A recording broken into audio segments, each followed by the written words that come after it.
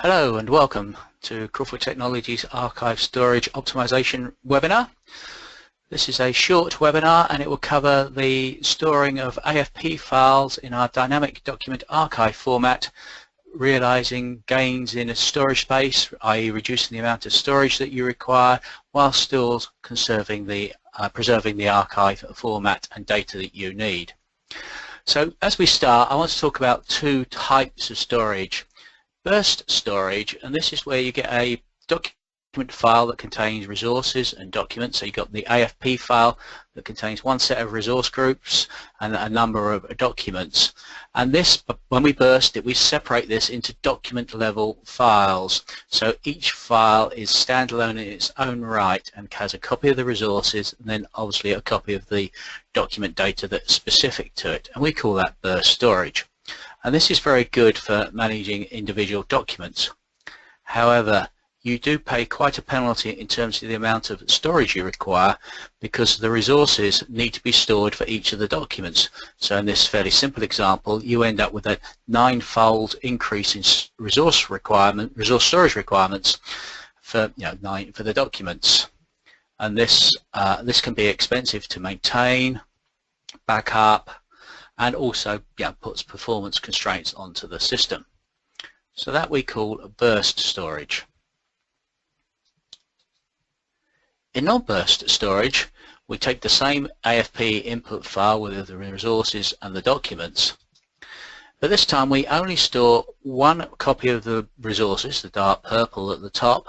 We store the individual documents, and then we only store any resources that are particular to the documents. So for example, if you've got a AFP file, full color AFP file with personalized images on each page, you would store all the common images in the single copy of the resources, and then you would only store the personalized image at each of the document levels.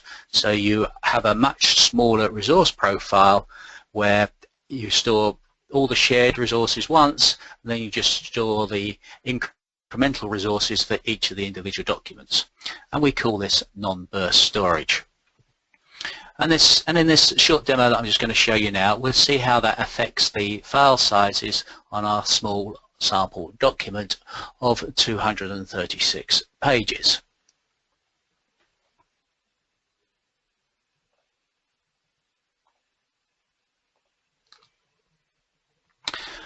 So here we have our input file, our Baxter Bay statements, and it is 1.34 megabytes in size, 1,340 kilobytes, and we will convert that to our DDA output and create a little index file for it that we will use in subsequent demonstrations. So we have an empty output file. So the first demonstration I will do is just convert this AFP file to the DDA output without any compression and without any encryption. And we see here we've actually created a file of 1345 kilobytes, so slightly larger. And that's because we're storing the same AFP, but we're also introducing our DDA metadata, and that, when we're not doing any compression, obviously adds to the file size slightly. And we've just created a little 20 kilobyte index file that we'll use in a later demonstration. So here we will now set the compression to compress the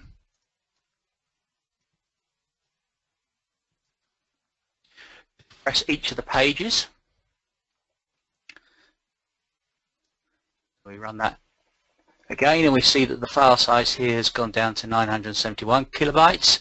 So we've saved 400 kilobytes worth of data by compressing the page data. Rather than compressing the page data, we can also, or instead, compress the resource data. So in this time we're just compressing the resources and leaving the page data uncompressed. We see that that has actually had a better benefit, and the file size has gone down to 876 kilobytes. So we can obtain savings by both compressing the resources and compressing the pages.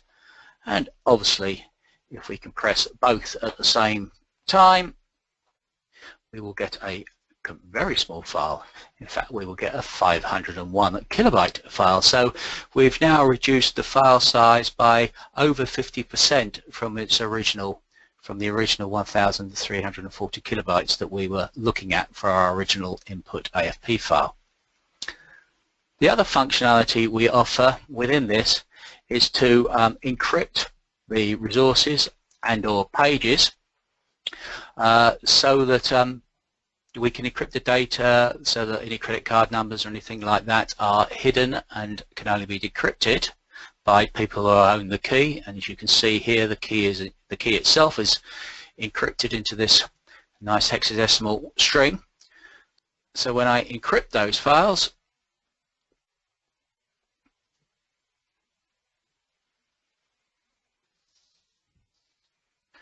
so here we edit the key to AES256 to encrypt the files using this password, this encryption key that is in itself encrypted. We can then encrypt the files,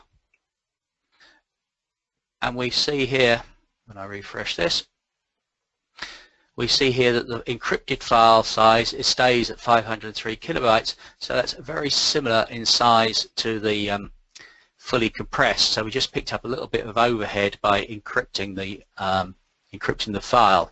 Now, all these numbers a little bit confusing, and I'm sure you can't remember them. So we will move back to the slideshow, and when I've drawn everything into a little graph here. So this is our document. That's the original AFP file. We've got the DDA file, which is fractionally larger. And then if we have the compressed pages, so it's compressing the pages, they're like, it's just over 900 kilobytes. If we compress the resources, it's about 870 kilobytes. And this was the fully compressed file, the smallest file we can obtain with this data at 450 kilobytes. And then when we encrypt that fully compressed file, we get a slight increase just because the encryption adds overhead in terms of keys and expansions and paddings. So as you can see, the ability to compress the files, even on this small example, can save you 50% of your space, and as your file sizes increase, the percentage savings will increase as well. And how is this accomplished? Well, this is accomplished by taking advantage of the structured nature of AFP, where this resource group can be separated out into a single area, and then the documents added to it like it shows here, so that we're not duplicating the resource groups, and they can be shared and they can be compressed to their own, using their own algorithms. So thank you very much for joining us. I hope that has showed you the benefits of our dynamic document archive product and the storage savings that it can bring. In our next webinar, we will use the index file that we created to show that we can still retrieve PDFs from this file in a high-performing environment while preserving the integrity of the documents and offering extra PDF functionality. Thank you very much for your time.